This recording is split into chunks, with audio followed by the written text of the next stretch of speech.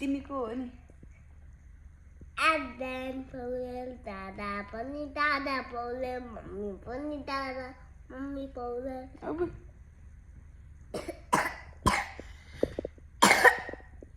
के भयो नि तिमीलाई के आयो के अब के खानु पर्यो त दबाई दादाको न मेरो दबाई खान्छु नि त्यो लगेभित्रको दबाई खान्छु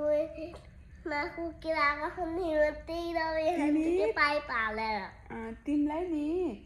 के भन्छ अरे औषधि खानु मन दबाई खानु मन लाग्यो भने तिमीले खोक्छ्यौ के जबरजस्ती हो